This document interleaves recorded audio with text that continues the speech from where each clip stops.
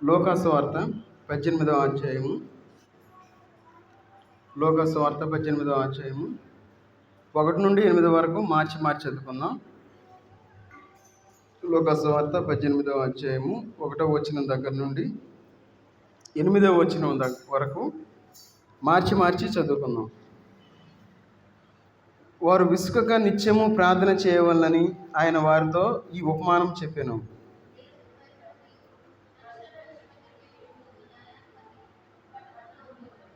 ఆ పట్టణంలో ఒక విధవరాలు ఉండెను. ఆమె అతని యొద్దకు తరచుగా వచ్చి, నా ప్రతివాదికిని నాకును న్యాయం తీర్చుమని అడుగుచూ వచ్చెను. కానీ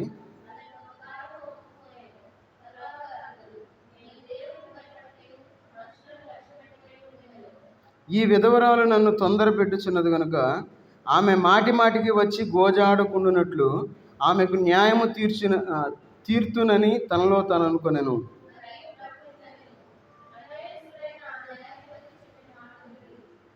దేవుడు తాను ఏర్పరచుకున్న వారు దేవారాత్రులు తన్ను గూర్చి మొర్ర పెట్టుకొనుచుండగా వారికి న్యాయం తీర్చడా?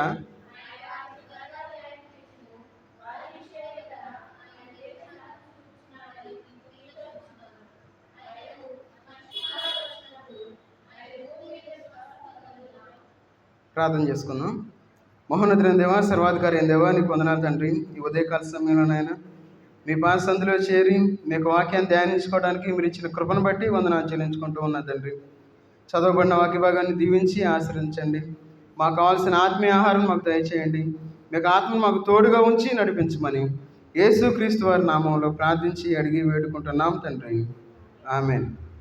ఇక్కడ మనం ఒక ఉపమానాన్ని మనం చదువుకుంటా ఉన్నాం. ఈ ఉపమానం మనందరికీ తెలుసు, చాలాసార్లు చదువుకున్నాం. ఒకసారి కాదు, చాలాసార్లు.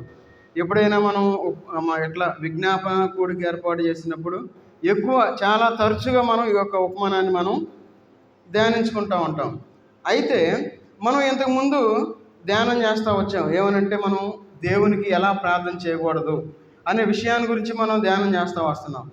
అయితే మనం దేవునికి ఏ విధంగా మనం ప్రార్థన చేయకూడదు, ఎట్లా మనం ప్రార్థన చేయకూడదు దేవునికి? మన యొక్క ప్రార్థనలో దేవుణ్ణి చెప్పండి, మన యొక్క ప్రార్థనలో దేవుణ్ణి బలవంతం చేయకూడదు అని మనం మాట్లాడుకున్నాం. అయితే ఈ మనం చదువుకున్న వాక్య భాగంలో మనం దేవునికి ప్రార్థన మనం ఎందుకు చేస్తామంటే, మనం దేవుని యొక్క మనసుని మార్చడానికి కాదు మనం ప్రార్థన చేసేది. సహజంగా ఈ లోకంలో మనం ప్రార్థన దేవుని యొక్క మనసుని మార్చడానికి అనుకుంటాం. కాదు, మనం దేవునికి ఎందుకు ప్రార్థన చేయాలంటే ఆయన చిత్తంలో మనం ఇమిడి ఉండడానికి మనం ప్రార్థన చేసేవారుగా ఉండాలి.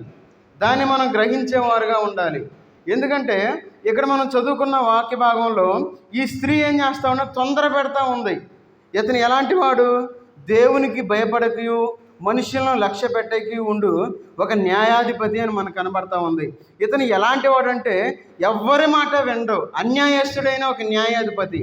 అయితే ఈ యొక్క స్త్రీ తొందర పెట్టడం వల్ల తనకు న్యాయం జరిగినట్లు మనం చూస్తూ ఉన్నాం. అదేవిధంగా మన జీవితంలో కూడా మనం దేవునికి ప్రార్థన చేస్తే మనం ఇతను తొందర పెట్టడం వల్ల ఈ యొక్క న్యాయం తీర్చాడు. కానీ మన దేవుడు మన యొక్క ప్రార్థన సంతోషంగా మనకు సమాధానం ఇచ్చే దేవుడిని మనం కలిగి ఉన్నాం. అందుకే మనం ప్రార్థన చేసినప్పుడు దేవుడు మనకి సంతోషంగా మన యొక్క ప్రార్థనకి జవాబిచ్చే దేవుడిని మనం కలిగి ఉన్నామని మనం గ్రహించాలి. సహజంగా ఈ లోకంలో మనకు బాధ వస్తే మనం ఏం చేస్తామంటే దేవుణ్ణి ప్రశ్నించేవారుగా ఉంటాం, దేవుణ్ణి గట్టిగా అడిగేవారుగా ఉంటాం, అది ఇది అని. అయితే మనం అపోస్తలుడైన పౌలు చూడండి, 2 కొరింథీయులకు రాసిన పత్రికలో 2 కొరింథీయులకు రాసిన పత్రిక 12వ అధ్యాయము 8వ వచనం చదవండి. 2 కొరింథీ 12:8. ముమ్మారు ప్రభువును వేడుకొంటిని. ఎందుకు వేడుకున్నాడు? 7వ వచనంలో ఉంటుంది. ఏమనంటే నాకు శరీరంలో ఒక ముళ్ళు అని ఇక్కడ మనకు కనబడతా ఉంది. అది ఏంటో ఎవరికి తెలియదు. అపోస్తలుడైన పౌలు తన యొక్క శరీరంలో ఒక ముళ్ళును కలిగి ఉన్నాడు, ఒక బాధను కలిగి ఉన్నాడు. ఒకవేళ మన కాళ్ళలో ముళ్ళు గుచ్చుకుందనుకోండి, సహజంగా ఒక ముళ్ళుని అనుకుందాం, ఆ ముళ్ళు గుచ్చుకుంటే మనకి ఎంతో బాధ కలుగుతుంది. అదేవిధంగా పౌలు గారు తను ఒక అనారోగ్యంతో బాధపడతా ఉన్నాడు, ఒక ముళ్ళుతో ఉన్న తన యొక్క శరీరంలో. అయితే దేవుణ్ణి ఇది తీసివేయి అని చెప్పి దేవుణ్ణి ఇప్పుడు కూడా ఆజ్ఞాపించలేదు, వేడుకుంటా ఉన్నాడు. అందుకే ఇక్కడ అంటా ఉన్నాడు, కాబట్టి అది నా యొద్ద నుండి తొలగిపోవాలని దాని విషయమై ముమ్మారు ప్రభువును వేడుకుంటుని. మన జీవితంలో మన యొక్క కష్టం తొలగిపోవాలి అని మనం దేవుణ్ణి వేడుకునేవారుగా ఉండాలి, దేవుణ్ణి అడిగేవారుగా ఉండాలి, దేవునికి ప్రార్థించేవారుగా ఉండాలి. అంతేగాని మనం దేవునికి ఆజ్ఞాపించడం కానీ దేవుణ్ణి బలవంతం చేసేవారుగా మనం ఉండకూడదు. అయితే దేవుడిచ్చిన సమాధానాన్ని సంతోషంగా అపోస్తలుడైన పౌలు అంగీకరించినట్లు మనం చూస్తూ ఉన్నాం. తర్వాత వచనం చదవండి, 8వ వచనం 9వ వచనం. అందుకు నా కృప నీకు చాలును, బలహీనత యందు నా శక్తి పరిపూర్ణమగుచున్నదని ఆయన నాతో చెప్పెను. చాలు. ఇక్కడ చూడండి, దేవుడు సమాధానం చెప్పాడు ఏమని? నా కృప నీకు చాలును. ఈ ఉదయకాల సమయంలో దేవుడు మనతో మాట్లాడుతూ ఉన్నాడు. ఆయన కృప మనకు చాలు అని చెప్పి దేవుడు సెలవిస్తూ ఉన్నాడు. ఆయన కృపలో మనం జీవిస్తూ ఉన్నాం.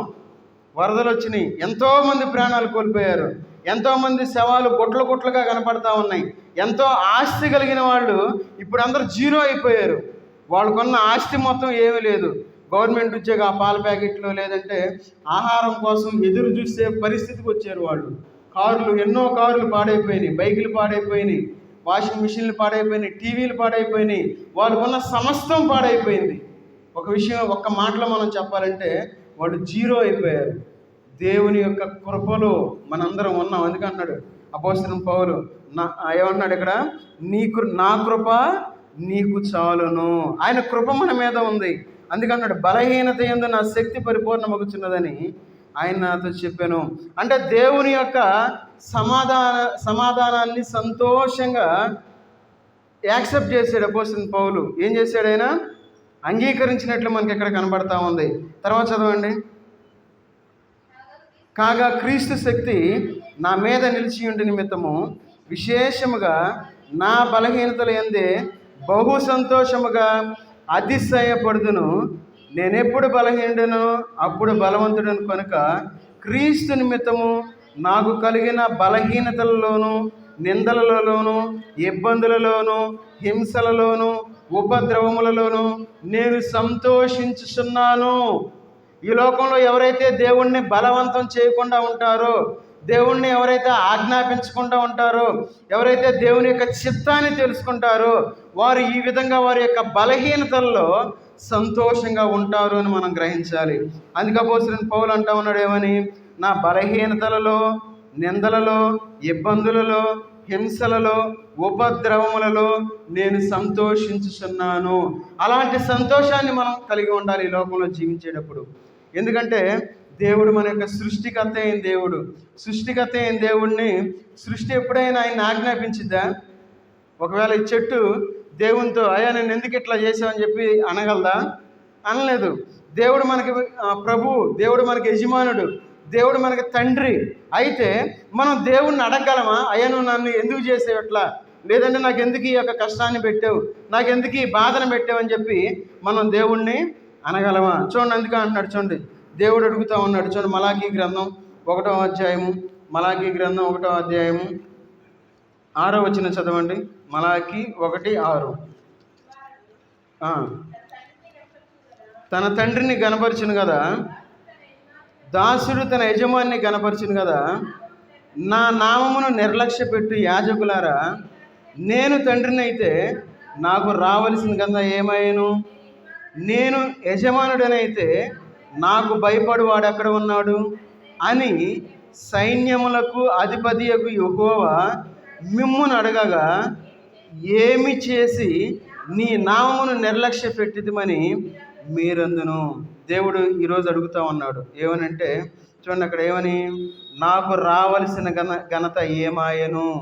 నేను యజమానుడైనైతే నాకు భయపడు వాడెక్కడ ఉన్నాడు. ఈ లోకంలో మనం జీవించేటప్పుడు చాలా భయం కలిగిన, భక్తి కలిగి మనం ఈ లోకంలో జీవించాలి. అందుకే భయభక్తులు అంటారు. ఈ లోకంలో భయం లేని భక్తిని మనం కలిగి ఉన్నాం. ఎవరైతే భయాన్ని భక్తిని ఈ లోకంలో కలిపి మనం ఈ లోకంలో జీవిస్తూ ఉంటారో వారి జీవితాలు ఎంతో ఆశీర్వాదకరంగా ఉంటాయి అని చెప్పి దేవుని యొక్క వాక్య భాగం మనకు సెలవిస్తాం. అందుకే దేవుడు అడుగుతూ ఉన్నాడు ఏమనంటే, నేను యజమానుడనైతే నాకు భయపడేవాడు ఎక్కడ ఉన్నాడు. మనం భయం లేకుండా అడుగుతాం ప్రార్థనలో, భయం లేకుండా మాట్లాడతాం, భయం లేని జీవితాలు మనం జీవిస్తూ ఉంటాం. ఈ లోకంలో మనం జీవించేటప్పుడు, మనం ప్రార్థన చేసేటప్పుడు మనం దేవుణ్ణి అడగాలి. దేవుని దగ్గర మనం ఏం చేయాలి? కనిపెట్టాలి. మనం దేవుని దగ్గర మనం ఏం చేయాలి?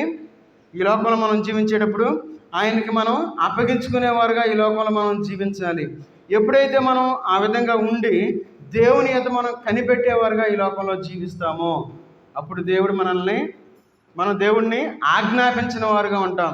అట్లా కాకుండా మన ఇష్టానుసారంగా ఈ లోకంలో మనం జీవిస్తే దేవుణ్ణి ఆజ్ఞాపించేవారుగా ఉంటాం. అందుకే దేవుణ్ణి అడగండి, దేవుణ్ణి వేడుకొనండి, దేవుని దగ్గర మనం కనిపెట్టేవారుగా ఉండండి, దేవుని దగ్గర మనం విలపించేవారుగా ఉన్నాం, మనల్ని మనం అప్పగించుకునేవారుగా ఉన్నాం.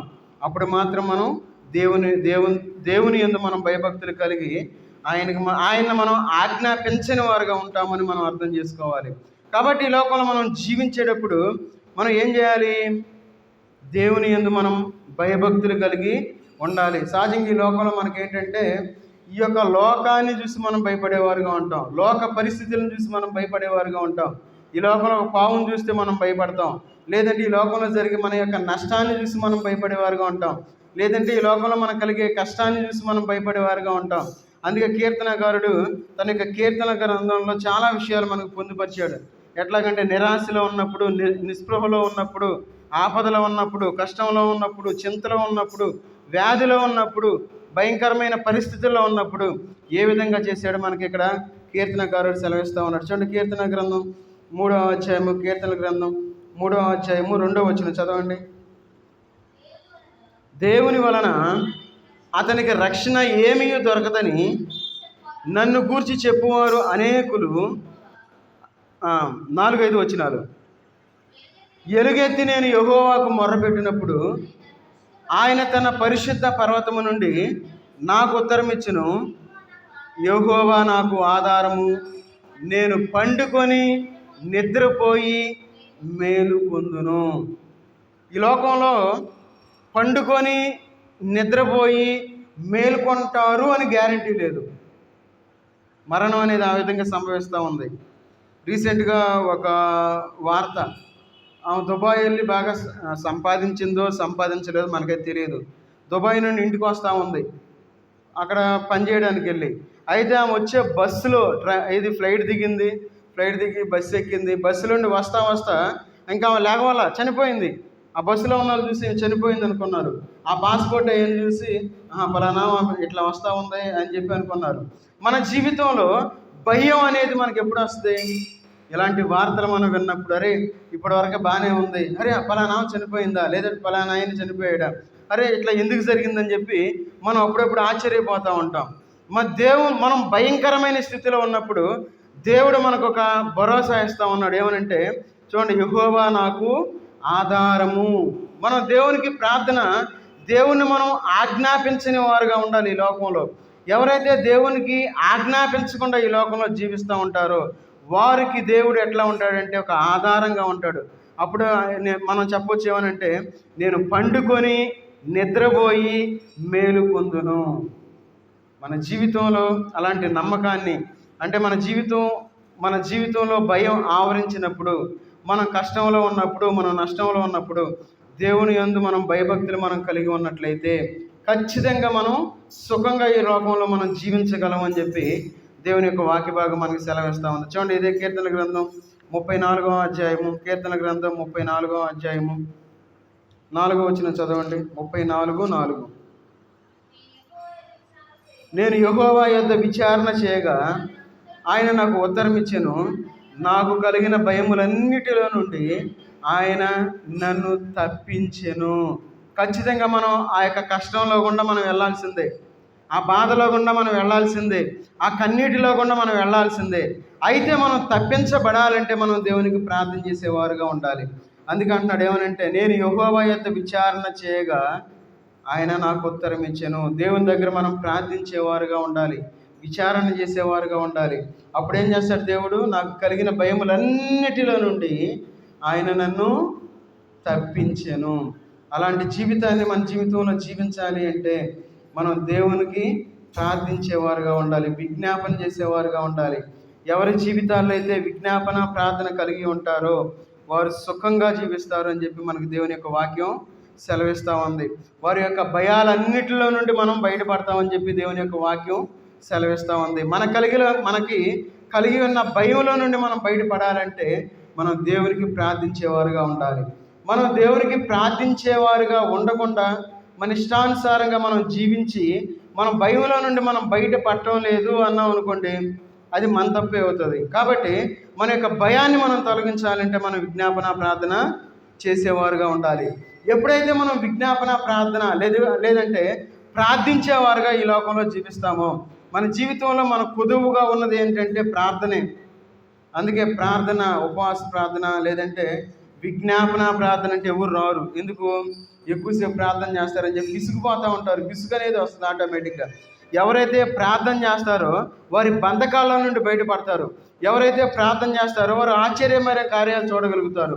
ఇలాంటి మన జీవితంలో మనం చూడాలి అంటే మనం ఖచ్చితంగా ప్రార్థించేవారుగా ఈ లోకంలో మనం జీవించాలి. ఇంకా మనం చూసుకున్నట్లయితే ఎప్పుడైతే మనం ప్రార్థించేవారుగా ఉంటామో అప్పుడు దేవుడు మనకు చూడండి, కీర్తన గ్రంథం 20వ అధ్యాయము, కీర్తన గ్రంథం 20వ అధ్యాయము 5-6 వచనాలు చదవండి.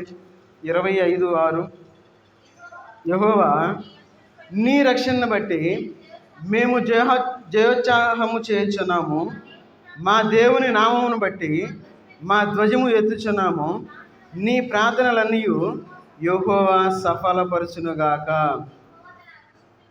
యెహోవా తన అభిషిక్తుని రక్షించునని నాకిప్పుడు తెలియను, రక్షణార్థమైన తన దక్షిణ హస్తబలము చూపును, తన పరిశుద్ధ కాశములో నుండి అతనికి ఉత్తరం ఇచ్చును. చూడండి, మనం ఎప్పుడైతే దేవుణ్ణి ప్రార్థించేవారుగా ఉంటామో దేవుడు ఏం చేస్తాడంటే ఆయన పరిశుద్ధ ఆకాశంలో నుండి మనకి ఉత్తరం ఇచ్చే దేవుడుగా ఉన్నాడు. ఒకవేళ మనకి సహాయం చేయమని మన పక్కన వాళ్ళని అడిగితే వాళ్ళు సహాయం చేయకపోవచ్చు, ఎందుకంటే విన్నట్టు కూడా ఉండొచ్చు. ఎందుకు? వాళ్ళు మనకు సహాయపడాలి అనే ఉద్దేశంతో. అయితే దేవుడు ఎక్కడో ఆయన పరిశుద్ధ ఆకాశంలో నుండి మనం ప్రార్థన చేస్తే అక్కడ నుండి మనకు ఉత్తరాన్ని ఇచ్చే దేవుడిగా మనం అలాంటి దేవుణ్ణి మనం కలిగి ఉన్నాం. అందుకే అంటా ఉన్నాడు ఏమనంటే నీ ప్రార్థనలన్నీ యెహోవా సఫలపరచునుగాక. ఎప్పుడు మనం ఆ విధంగా ఈ లోకంలో జీవించగలుగుతాం? మన ప్రార్థనలు ఎప్పుడు సఫలం అవుతాయి? ఎప్పుడైతే మనం భయభక్తులు కలిగి ఈ లోకంలో దేవుని సన్నిధిలో దేవునికి దగ్గరగా మనం ఎప్పుడైతే జీవించగలుగుతామో దేవుడు ఖచ్చితంగా మన యొక్క ప్రార్థనల్ని సఫలపరుస్తాను అని చెప్పి దేవుడు సెలవిస్తూ ఉన్నాడు. అందుకే అంటున్నాడు ఇక్కడ తన యొక్క దక్షిణ హస్త బలము చూపును. చూడండి, ఆయన బలం ఎంత గొప్పదంటే చాలా గొప్పది ఆయన యొక్క బలం. మన జీవితంలో ఏది జరగాలన్నా మనందరం ప్రశాంతంగా ఉన్నాం, మనందరం సుఖంగా ఉన్నాం, మనందరం సంతోషంగా జీవిస్తూ ఉన్నాం ఈ లోకంలో. దానికి కారణం ఏంటంటే ఇంకా ఆయన యొక్క దక్షిణ హస్తం మనల్ని కాచి కాపాడుతూ ఉంది అని చెప్పి మనం అర్థం చేసుకోవాలి. ఆయన పరిశుద్ధ ఆకాశములో నుండి మనకి ఉత్తరాన్ని ఇచ్చే దేవుడుగా ఉన్నాడు. చూడండి, కీర్తన గ్రంథం 22వ అధ్యాయము 4-5 వచనాలు చదవండి. మా పితరులు నీ యందు నమ్మిక ఉంచిరి, వారు నీ యందు నమ్మిక ఉంచగా నీవు వారిని రక్షించితివి, వారు నీకు మొర్రపెట్టి విడుదల పొందిరి, నీ యందు నమ్మిక ఉంచి సిగ్గుపడకపోయిరి. ఎప్పుడైతే మనం దేవునికి ప్రార్థించేవారుగా ఈ లోకంలో జీవిస్తూ ఉంటామో దేవుడు మనల్ని సిగ్గుపరిచే దేవుడు కాదు. ఈ లోకంలో ఎవరన్నా ఒక మాట అన్నారే అనుకోండి, మనం ఒకవేళ ఒక హోదాలో ఉంటే ఎవరు ఒక మాట అనరు, అంటానికి కూడా భయపడతారు ముందు. ఎందుకు? ఒక హోదాలో ఉన్నారు కాబట్టి. ఒకవేళ మనం ఏమీ లేని స్థితిలో ఏం చేస్తారు? చాలా తక్కువగా మాట్లాడతారు, ఏమైనా అనొచ్చు, మొహం మీద మాట్లాడతారు, ఏందంటే నువ్వు చెప్పేది అని కూడా అంటారు. అయితే మన దేవుడు ఎలాంటి దేవుడు అంటే సిగ్గుపరిచే దేవుడు మన దేవుడు కాదు. అందుకన్నాడు నీ యందు నమ్మిక ఉంచి సిగ్గుపడకపోయిరి. ఆయన సమయం కోసం మనం ఎదురు చూసేవారుగా ఉండాలి, ప్రార్థనలో మనం కనిపెట్టేవారుగా ఉండాలి, ఆయన వేడుకునేవారుగా ఉండాలి. ఎందుకు ఈ మాట సెలవిస్తూ ఉన్నారు? మా పితరులు నీ యందు నమ్మిక ఉంచిరి, వారు నీ యందు నమ్మిక ఉంచగా వారు నీవు వారిని రక్షించితివి.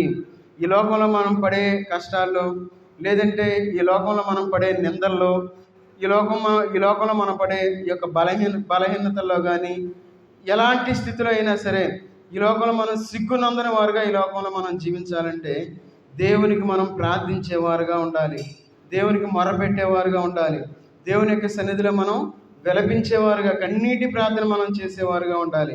అప్పుడు దేవుడు మనల్ని సిగ్గుపరచడు అని మనం అర్థం చేసుకోవాలి. అందుకే అంటాడు, నీ యందు నమ్మిక ఉంచి సిగ్గుపడకపోయిరి. మన జీవితంలో అలాంటి జీవితాన్ని మనం జీవించేవారుగా ఉండాలి, దేవుని సన్నిధిలో మనం అడిగేవారుగా ఉండాలి. ఈ లోకంలో చూడండి, కీర్తన గ్రంథం 65వ అధ్యాయంలో, కీర్తన గ్రంథం 65వ అధ్యాయము 2వ వచనం చదవండి. 65:2. ప్రార్థన ఆలకించువాడ సర్వ శరీరులు నీ ఎద్దకు వచ్చెదరు, నా మీద మోపబడిన దోషములు భరింపజాలనివి, మా అతిక్రమముల నిమిత్తము నీవే ప్రాయశ్చిత్తము చేయుదువు. చాలు. 5వ వచనం, మాకు రక్షణకర్తమైన దేవా, భూదిగంతముల నివాసులకందరికీ, దూర సముద్రము మీద ఉన్న వారికి ఆశ్రమైన వాడ, నీవు నీతిని బట్టి భీకర క్రియల చేత మాకు ఉత్తరం ఇచ్చుచున్నావుడు. మన జీవితంలో మన దేవుడు ఏ విధంగా ఉత్తరం ఇచ్చేవాడు అంటే, భీకర క్రియల చేత మాకు ఉత్తరం ఇచ్చుచున్నావు. ఆయన ఎట్లా ఉత్తరం ఇస్తాడంటే, భీకరమైన క్రియలు. ఒక అద్భుతం మనం చూడాలి అంటే మనం దేవునికి ప్రార్థించేవారుగా ఉండాలి. ఆయన క్రియలు మనం చెప్పలేం. ఆయన భీకరమైన క్రియలు ఏ విధంగా ఉంటాయి అంటే, ఏ విధంగా ఉంటాయి? ఒక మనిషి ప్రార్థన చేస్తే సూర్యుడిని చంద్రుడిని ఆపేశారు. సూర్యుడు చంద్రుడు ఆగటం అంటే సామాన్యమైన విషయం కాదు. భూమి తిరగటం ఆగిపోయింది. భూమి ఎప్పుడు గిరగిర తిరుగుతూ ఉండాలి. ఎప్పుడైతే ఆ విధంగా తిరగటం ఆగిపోద్దో దానికి ఉన్న శక్తి కోల్పోద్ది. గురుత్వాకర్షణ శక్తి అనేది కోల్పోతుంది. ఆ శక్తిని కోల్పోయినప్పుడు అన్నీ ఏం జరిగింది? వెళ్ళిపోవాలి. ఎక్కడికి? సూర్యునిలోకి వెళ్ళిపోవాలి. అయితే దేవుడు తన యొక్క శక్తి ద్వారా ఎప్పుడైతే ప్రార్థన, అందుకే అన్నాడు, భీకర క్రియల చేత మాకు ఉత్తరం ఇస్తున్నావు. మన జీవితంలో ఇలాంటి భీకరమైన క్రియలు అంటే గొప్ప కార్యాలు మనం చూడాలి అంటే మనం దేవునికి ప్రార్థించేవారుగా ఉండాలి, దేవుని యొక్క సన్నిధిలో మనం గోజాడేవారుగా ఉండాలి. ఎప్పుడైతే మనం ఆ విధంగా ఈ లోకంలో జీవిస్తూ ఉంటామో మనం అనేకమైన గొప్ప కార్యాలు మనం చూడవచ్చు. ఎందుకంటే మన దేవుడు చాలా గొప్పవాడు. ఆయన మనల్ని చూసి వదిలిపెట్టే దేవుడు కాదు. ఆయన మనం బాధలో ఉంటే ఆయన మనకి వెన్ను చూపించే దేవుడు కాదు. ఆయన మనల్ని చూసి మనతో పాటు ఆయన కన్నీరు గార్చే దేవుడిని మనం కలిగి ఉన్నాం. అలాంటి గొప్ప దేవుడిని మనం కలిగి ఉన్నాం. కాబట్టి మన జీవితంలో గొప్ప కార్యాలు మనం చూడాలి అంటే మనం ఖచ్చితంగా దేవునికి మనం ప్రార్థించేవారుగా ఈ లోకంలో మనం జీవించాలి. ఎవరైతే ఆ విధంగా జీవిస్తూ ఉంటారో ఆయన ఎక్కడి నుండి ఉత్తరం ఇస్తాడో చూడండి. కీర్తన గ్రంథం 81వ అధ్యాయము, కీర్తన గ్రంథం 81వ అధ్యాయము 7వ వచనం చదవండి. 81:7.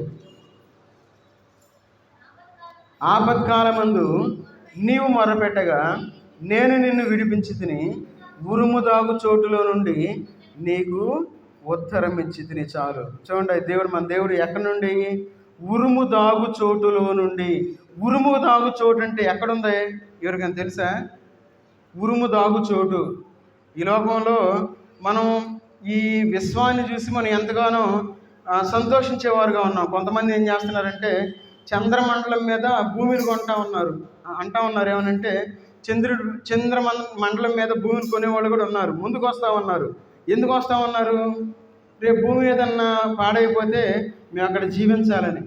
దానికి ప్రయోగాలు జరుగుతూ ఉన్నాయి. ఆల్రెడీ పంపిస్తూ ఉన్నారు, పైకి పంపుతూ ఉన్నారు. కానీ మన దేవుడు ఎట్లాంటి దేవుడు? ఆయన ఉరుము దాగు చోటులో నుండి మనకు ఉత్తరం ఇచ్చే దేవుడుగా ఉన్నాడు. ఈ మధ్యకాలంలో సోషల్ మీడియాలో మెరుస్తూ ఉన్న వీడియో ఒకటి పెట్టారు. ఆ పైన శాటిలైట్ నుండి ఆ వీడియో తీశారు. అది మెరుస్తూ ఉన్నప్పుడు, ఉరుముతూ ఉన్నప్పుడు ఆ వీడియో తీసి పెడతా ఉన్నారు. ఏమని? వీడియో ఎంత బాగుందో అని చెప్పి పెట్టారు. మన జీవితంలో మనం ఆపత్కాలంలో ఉన్నప్పుడు చూడండి, ఇక్కడ అంటా ఉన్నాడు, ఆపత్కాలమునందు నీవు మొర్ర పెట్టగా నేను నిన్ను విడిపించి తిని. ఈ లోపల మనకు ఎన్నో కష్టాలు వచ్చినాయి, ఎన్నో బాధలు వచ్చినాయి, ఎన్నో శ్రమలు వచ్చినాయి, ఎన్నో హింసలు వచ్చినాయి, ఎన్నో నిందలు వచ్చినాయి. వీటన్నిటి నుండి దేవుడు మనల్ని విడిపించిన వాడుగా ఉన్నాడు. అయితే మనం ఏమనుకుంటామంటే వీటన్నిటిని మనం గ్రహించుకుంటే ఏమనుకుంటాం, ఏదో టైం అట్లా వచ్చింది అనుకుంటాం. కాదు, ఆ యొక్క బాధ వచ్చినప్పుడు ఆపత్కాలంలో దేవుడు మనల్ని విడిపించేవాడుగా ఉన్నాడు. ఆయన ఉరుము దాగు చోట్లో నుండి మనకి ఉత్తరాన్ని ఇచ్చేవాడుగా, సమాధానాన్ని ఇచ్చేవాడుగా ఉన్నాడని మనం గ్రహించాలి. అందుకే చూడండి, కీర్తన గ్రంథం 99వ అధ్యాయము 6-7 వచనాలు చదవండి. కీర్తన గ్రంథం 99వ అధ్యాయము 6-7 వచనాలు. మహేష్ చూడాలి, మీ ఇద్దరు మాట్లాడుకోకూడదు. కీర్తన గ్రంథం 99వ అధ్యాయము 6-7 వచనాలు. ఆయన యాజకులలో మోషే, అహరోను నుండి ఆయన నామమును బట్టి ప్రార్థన చేయు వారిలో సమయాలు ఉండెను. వారు యెహోవాకు మొర్ర పెట్టగా ఆయన వారికి ఉత్తరం ఇచ్చెను. మేఘ స్తంభములో నుండి ఆయన వారితో మాట్లాడెను. చాలు. చూడండి, మన దేవుడు ఎంత గొప్ప దేవుడు. మేఘ స్తంభములో నుండి ఆయన వారితో మాట్లాడెను. ఉరుములు మెరుపులు మనకి ఎక్కడి నుండి వస్తాయి? ఇప్పుడు మనకు కరెంట్ ఉంది, కరెంటు స్తంభం పైన వైర్లు ఉంటాయి, అవి మనకి ఆ వైర్లో కరెంట్ ఉంటుంది. ఆ కరెంటును మనం చూడలేం. అయితే ఇక్కడ చూడండి, మేఘస్తంభం అని మనకి ఇక్కడ కనబడతా ఉంది. అయితే ఈ మేఘస్తంభములో నుండి ఆయన వారితో మాట్లాడెను. చూడండి, మన దేవుడు ఎంత గొప్ప దేవుడు. ఆయన మనతో మాట్లాడే దేవుడుగా ఉన్నాడు. చూడండి, ఇక్కడ మోషే, అహరోను నుండి ఆయన నామమును బట్టి ప్రార్థన చేయు వారిలో సమూయేలు ఉండెను. మనం కూడా ఈ యొక్క ఉదయకాల సమయంలో దేవుని యొక్క నామంలో మనం ప్రార్థన చేయడానికి వచ్చాం. మన ఊరినే రాలా.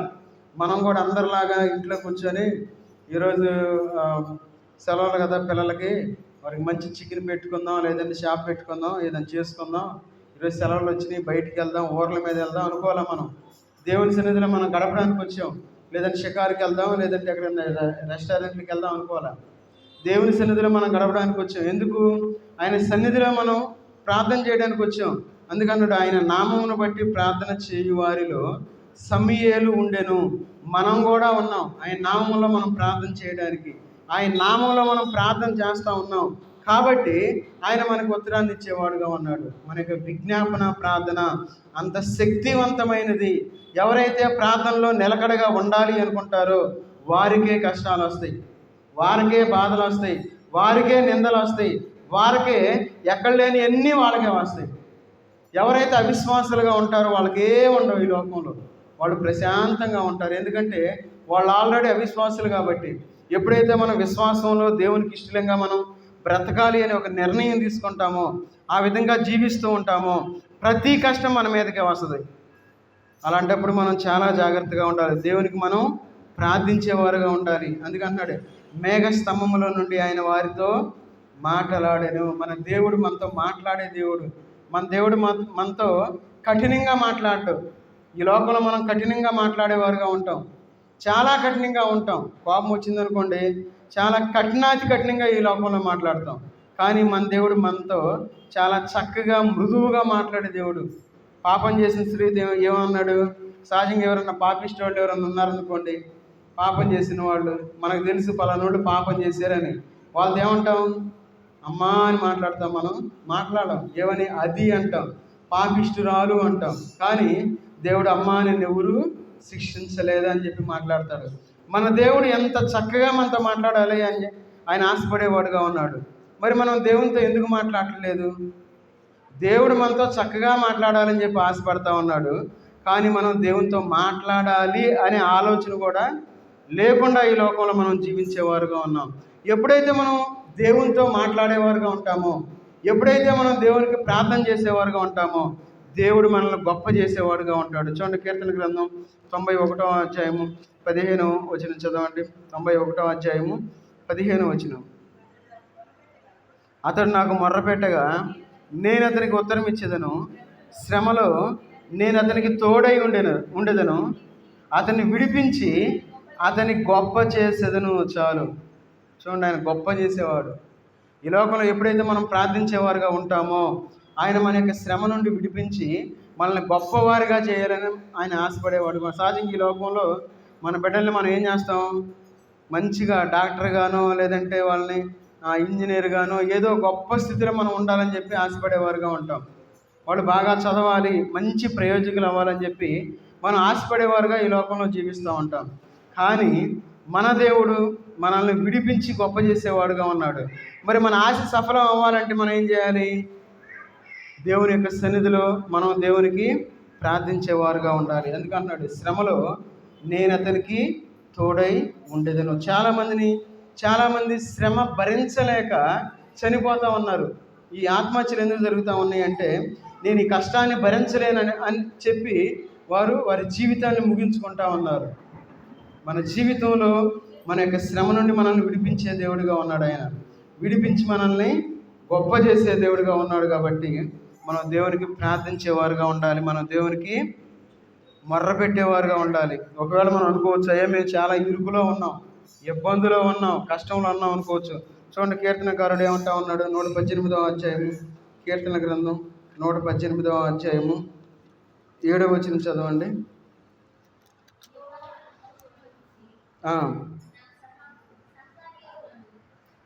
యెహోవా నా పక్షము వహించి నాకు సహకారి అయి ఉన్నాడు.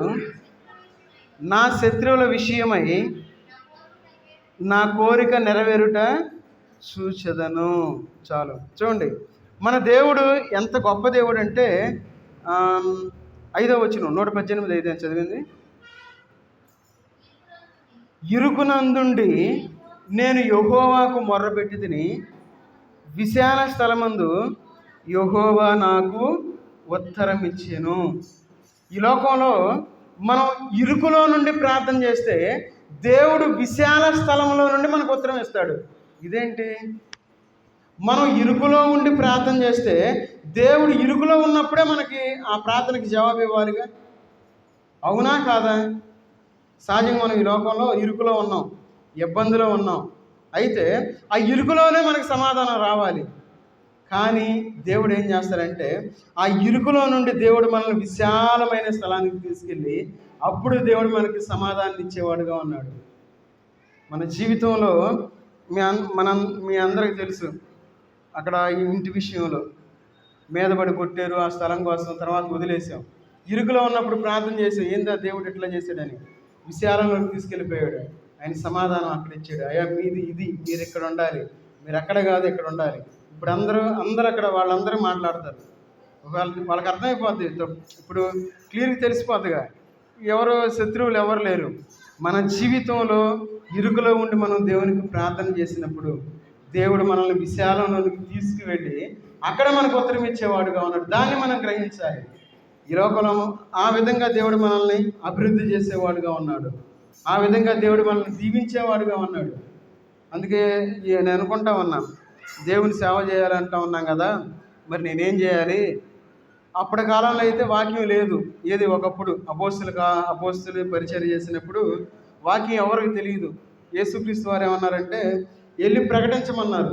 ఏమని? అందరికి చెప్పమన్నారు, అంతే. అయితే అసలు మన భారతదేశానికి ఎట్లా వచ్చిందో తెలుసు? అసలు ఆల్రెడీ నేను ఒకసారి చెప్పాను వాక్యం. మొన్న ఈ మధ్య యూట్యూబ్లో అంటా ఉన్నారు, ఏమని అసలు యేసుక్రీస్తు వారు ఉన్నారా, ఎవరు చూశారు, ఆయన అసలు ఫోటో నిజమైందా అని చెప్పి ఆర్గ్యుమెంట్లు చేస్తూ ఉన్నారు. తోమా మన భారతదేశానికి వచ్చినప్పుడు ఏం జరిగిందంటే, తోమా చాలా చక్కగా బొమ్మలు గీస్తాడు. తోమా చాలా చక్కగా బొమ్మలు వేస్తాడు. ఏది? బొమ్మలు చేస్తూ ఉంటాడు. వచ్చినప్పుడు రాజులు పరిపాలిస్తూ ఉన్నారు. ఆ రాజు పేర్లు అవన్నీ చెప్పుకుంటే మనకు టైం సరిపోదు. మన మెయిన్ సబ్జెక్ట్ అది కాదు, వాక్యం మనం తెలుసుకోవాలని చెప్పి మళ్ళీ చెప్తా ఉన్నాను. అయితే ఆ రాజు పిలిపించాడు ఎవరిని? తోమాని పిలిపించాడు. తోమాని పిలిపించి ఏమన్నాడంటే, అయ్యా నువ్వు బాగా బొమ్మలు వేస్తావు కదా, బొమ్మలు చేస్తావు కదా, మరి నువ్వు మా రాజ్యంలో నీకు ఒక పోస్ట్ ఇస్తున్నాను, చెయ్యి అన్నాడు. సరే అని చెప్పి బాగా బంగారం ఇచ్చాడు. ఏది? తోమాకి. ఆ తోమ బంగారం తీసుకొని బయటకు వస్తూ ఉన్నాడు. బయటకు వస్తూ ఉంటే ఆ మార్గ మధ్యంలో అడుక్కునేవాడు కనపడితే అందరికి పనిచేస్తూ ఉన్నాడు. అందరికీ ఆ బంగారం అనేది తీసి వాళ్ళకి ఇచ్చేస్తూ ఉన్నాడు. ఎందుకంటే యేసుక్రీస్తు వారు మీ దగ్గర ఏం పెట్టుకోవద్దు ఇచ్చేమన్నాడుగా. తోమ ఆయన శిష్యుడు, ఏం పెట్టుకోవాలా వాళ్ళు ఇచ్చేశారు, సహాయం చేస్తూ ఉన్నారు. అట్లా తోమ బంగారాన్ని అందరికి ఇచ్చేస్తూ ఉన్నాడు. ఈ విషయం రాజుగారికి తెలిసింది. ఏమయ్యా తోమ, నిన్ను బొమ్మలు చేయాలని చెప్పాను, చేయడానికి తగ్గ నువ్వు బంగారాన్ని ఇచ్చాను, నువ్వు ఇట్లా చేస్తున్నావంటే, తోమని చెరసాల్లో వేశారు. రాజుగారి కొడుకు చనిపోయాడు. చనిపోయిన తర్వాత ఆ విషయం తోమా గారికి తెలిసింది. ఏమని? అయ్యా తోమా అంటాడు, అయ్యా నేను ప్రార్థన చేస్తాను, మీ రాజుగారి కొడుకుని నేను బ్రతికిస్తానని చెప్పాడు. సరే, రాజుగారు పిలిపిస్తారు తోమాని. పిలిపించిన తర్వాత తోమా ప్రార్థన చేస్తాడు. ప్రార్థన చేసిన వెంటనే లేచి కూర్చుంటాడు. అప్పుడు తోమాని ఈ రాజు వదిలేస్తాడు. అప్పుడు దేవుని యొక్క వాక్యం పరిచర్య మొదలు పెడతాడు. ఎందుకు ఈ మాట చెప్తున్నానంటే, దేవుని యొక్క పరిచర్య నేను ఎందుకు చేయాలని ఒక తలంపు వచ్చింది. మనం బైబిల్ కాలేజ్ పెడితే అట్లా ఉంటుంది. చాలామంది తెలియదు, దేవుని వాక్యం తెలియదు. దేవుని చిత్తం అయితే రేపు జనవరిలో మనం మొదలు పెడదాం. మన మందిరంలోనే బైబిల్ కాలేజ్ అంటే ఎక్కడికో వెళ్ళి మొదలు పెట్టాం. మన మందిరంలోనే బైబిల్ కాలేజీ ప్రారంభం చేయడం జరిగింది. ఇంట్రెస్ట్ ఉన్న వాళ్ళు ఎవరైనా మన బైబిల్ కాలేజీలో జాయిన్ అవ్వచ్చు. దానికి తగ్గ మనం ప్రార్థనలో ఉండి మనం దేవునికి మొరపెడదాం. కాబట్టి మన యొక్క జీవితంలో మనం ఎప్పుడైతే దేవునికి ప్రార్థించేవారుగా ఉంటామో అప్పుడు దేవుడు మనకి ఇరుకు నుండి విశాలంలోకి తీసుకెళ్తాడు. అది కూడా ఉచితంగానే. బైబిల్ కాలేజీ మనం ఎవరి దగ్గర డబ్బులు తీసుకోం. ఒక అతను ఫోన్ చేసి బీటీహెచ్ చేయాలి, 10,000 20,000 అయింది అన్నాడు. చేయమని అన్నాడు. అయ్యా నాకు అవసరం లేదులే అయ్యా అన్నాడు. ఈ లోకంలో మనం జీవించేటప్పుడు బైబిల్ విద్య కూడా ఒక వ్యాపారం అయిపోయింది. నేను దాని నుండి బయట పెట్టాలి, దేవుని యొక్క వాక్యం ఉచితంగా చెప్పాలనే ఉద్దేశంతో ఒక బైబిల్ కాలేజ్ ఓపెన్ చేయాలనుకుంటున్నాం. అది జనవరిలో. అందరూ ప్రార్థనలో పెట్టండి. అందరూ ప్రార్థనలో ఉండి మనం ముందుకు సాగుతాం. సరే, ఇరుకు మార్గంలో దేవుడు మనల్ని ఇరుకు మార్గంలో నుండి విశాలమైన మార్గానికి తీసుకుని వెళ్ళి దేవుడు మనల్ని అక్కడ ఆశీర్వదించాలి అని చెప్పి అనుకుంటా ఉన్నాడు. కాబట్టి మనం దేవునికి ప్రార్థన చేయాలి. అది ఇక్కడ మనం చదువుకున్న వాక్య భాగంలో అదే మనం చూస్తా ఉన్నాం. ఏమని? ఇరుకునందుండి నేను యెహోవాకు మొర్ర పెట్టి తిని. ఎక్కడ ప్రార్థన చేస్తూ ఉన్నాడు? ఇరుకులో నుండి ప్రార్థన చేస్తూ ఉన్నాడు. అయితే దేవుడు ఎక్కడ సమాధానం చెప్తా ఉన్నాడు? విశాల స్థలమందు యెహోవా నాకు ఉత్తరం ఇచ్చాను. మన జీవితాలు ఆ విధంగా విశాలపరచబడాలి అంటే మనం దేవునికి మొర్ర పెట్టేవారుగా ఉండాలి అని మనం అర్థం చేసుకోవాలి. ఎవరైతే అలాంటి అనుభవాన్ని కలిగి ఉంటారో చూడండి, 21వ వచనం చదవండి. 118వ అధ్యాయము 21వ వచనం. నీవు నాకు రక్షణాదారుడివై నాకు ఉత్తరం ఇచ్చి ఉన్నావు, నేను నీకు కృతజ్ఞతాస్తుతులు చెల్లించేదను. మన జీవితంలో మనం కృతజ్ఞతాస్తుతులు అంటే దేవుణ్ణి ఆరాధించేవారుగా ఉండాలి. విజ్ఞాపన ప్రార్థన చేయాలి, దేవుణ్ణి మనం ఆరాధించేవారుగా ఉండాలి. ఈ రెండు మన జీవితంలో చాలా ముఖ్యమైనవి. ఆ రెండు మనం ఎప్పుడైతే కలిగి ఉంటామో మన కుటుంబ ప్రార్థన కూడా కలిగి ఉండాలి. కుటుంబంగా మనం వాక్య ధ్యానాన్ని మనం చేసేవారుగా ఉండాలి. ఎప్పుడైతే ఆ విధంగా జీవిస్తూ ఉంటామో దేవుని యొక్క కంచె మన కుటుంబం చుట్టూ ఉంటుందని మనం గ్రహించాలి. చూడండి, కీర్తన గ్రంథం 99వ అధ్యాయము 119వ అధ్యాయము, కీర్తన గ్రంథం 119వ అధ్యాయము 25, 26 చదవండి.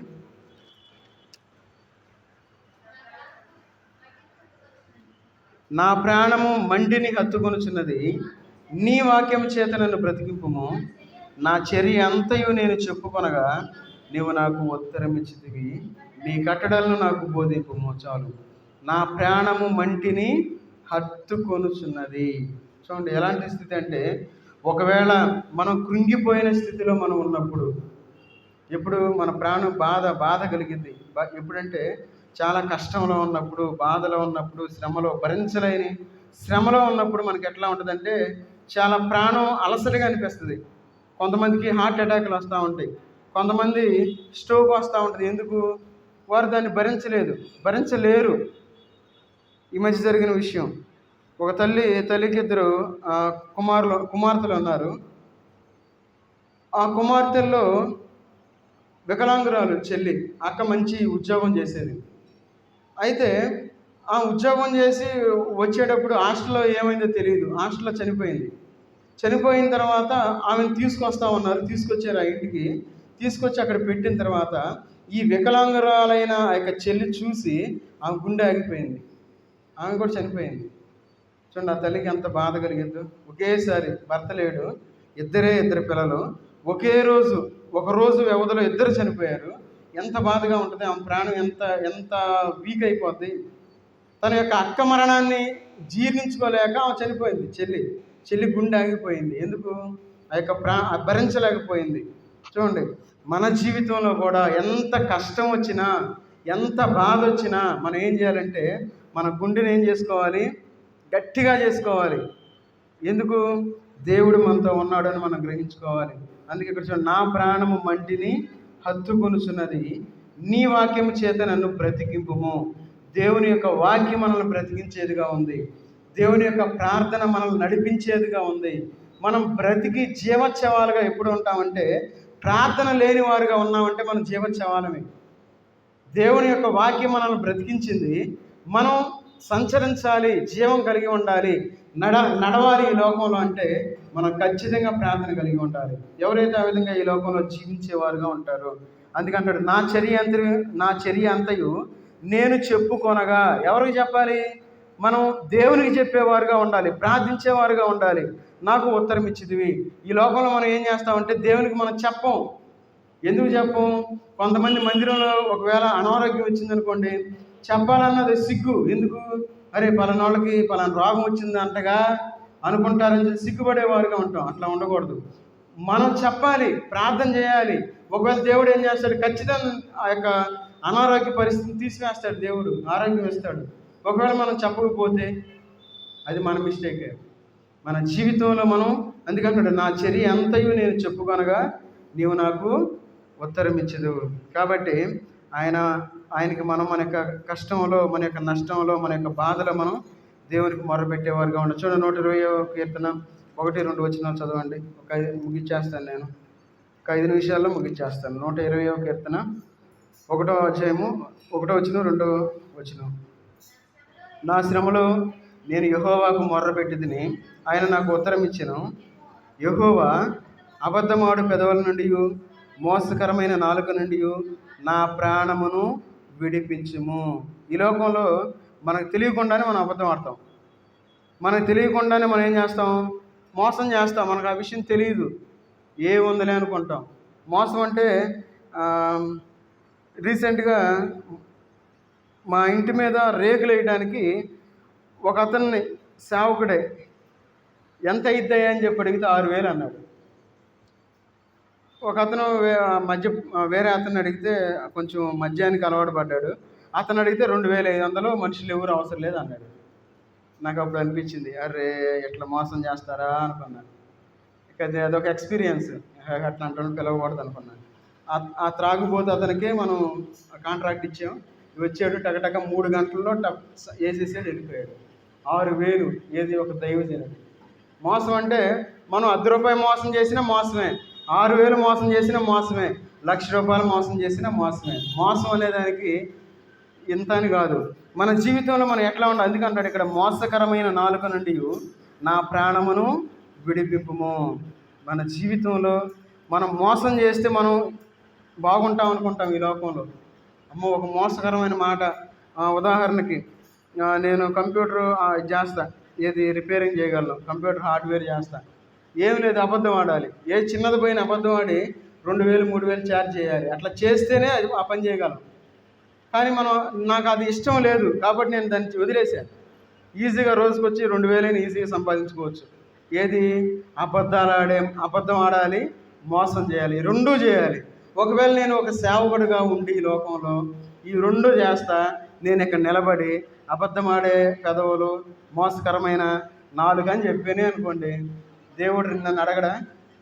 ఖచ్చితంగా అడుగుతాడు రేపు, అబ్బాయి నువ్వేం చేస్తున్నావు అంటాడు. కాబట్టి మనం ఎంత కష్టం వచ్చినా, ఎంత లేమొచ్చినా మనం ఈ లోకంలో ఏం చేయాలి? నీతిమంతులుగా జీవించాలి. ఎందుకంటాడు, నీతి కొరకు ఆకలి దప్పులు గలవారు ధన్యులు అంటాడు. నీతిగా ఉండే వాళ్ళకి అన్నం దొరకదు ఈ లోకంలో. నీతిగా ఉండేవాళ్ళు ఎవరు బాగుపడరు. ఎందుకంటే అనీతిగా ఎవరైతే జీవిస్తారో వారి జీవితాలు ఎంతో బాగుంటాయి. కాబట్టి ఈ లోకంలో మనం జీవించేటప్పుడు, ఒకవేళ మనం ప్రార్థన చేసేటప్పుడు, ఎందుకు దేవుడు నా యొక్క ప్రార్థన వినటం లేదు అని మనం విసుగు పడేవారుగా ఉండకూడదు. ఈ లోకంలో మన ప్రార్థన విసుకొచ్చే ప్రార్థనగా ఉండకూడదు. మనం ఏం చేయాలి? దేవుని యొక్క సన్నిధిలో ఒకవేళ మన ప్రార్థన సమాధానం రాని ప్రార్థనగా ఉందేమో, విసుకొచ్చే ప్రార్థనగా ఉందేమో, అయితే మనం ఒక నిర్ణయం తీసుకోవాలి. ఏమనంటే, అయ్యా మొత్తం నీ చిత్తం నెరవేరాలి ఈ లోకంలో. నువ్వు ఎట్లా చెప్తే ఈ లోకంలో ఆ విధంగా నేను జీవిస్తానని చెప్పి ఎప్పుడైతే మనం దేవునికి సరెండర్ చేస్తామో, ఒకవేళ మనం అనుకోవచ్చు ఏమని, అది విశ్వాసం కాదు కదా అనుకోవచ్చు మనం. కాదు, అది విశ్వాసం కాదు. ఎందుకంటే మన దేవునికి మనకి ఏది ఇవ్వాలో దేవునికి తెలుసు. ఖచ్చితంగా దేవుడు మనకి ఇస్తాడు. కాబట్టి మనం ఏం చేయాలి? దేవుడు మనకి ఏది ఇవ్వాలో తెలుసు కాబట్టి ఆయన ఇస్తాడు అనే నమ్మిక ఉంచి మనం ఈ లోకంలో దేవుణ్ణి మనం అడిగేవారుగా ఉండాలి. దేవునికి మనం ప్రార్థించేవారుగా ఉండాలి. కాబట్టి మన యొక్క ప్రార్థనలో దేవుణ్ణి మనం బలవంతం చేయకూడదు. అర్థమైందా? ఈ మాట చెప్పడం కోసం ఎన్ని మాట్లాడాల్సి వచ్చింది. ఆ మాట అర్థం కావడం కోసం మనం చదువుకున్న వాక్య భాగాలు ఎక్కడైనా కఠినంగా కానీ బలవంతం చేసినట్లు మనం చూసామా? చూడలే.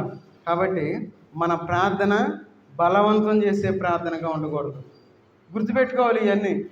దేవునికి ఇష్టానుసారమైన ప్రార్థనగా, ఆయన చిత్తానుసారమైన ప్రార్థనగా ఈ లోకంలో చేస్తే దేవుడు ఇరుకు మార్గంలో నుండి మనల్ని విశాలమైన స్థలంలోనికి తీసుకెళ్తానని చెప్పి దేవుడు సెలవిస్తూ ఉన్నాడు. కాబట్టి మనందరం కళ్ళు మూసుకొని ఒకరి తర్వాత ఒకరు విశ్వాసంతో దేవుని యొక్క సన్నిధిలో మనం విజ్ఞాపన ప్రార్థన చేద్దాం. దేవుని చిత్తం అయితే ఆ బైబిల్ కాలేజ్ కూడా పెట్టడానికి మీ యొక్క కుటుంబ ప్రార్థనలో కూడా వ్యక్తిగత ప్రార్థనలో పెట్టండి. దేవుని చిత్తానుసారంగా మనం ముందుకు సాగిపోదాం. ప్రార్థించండి.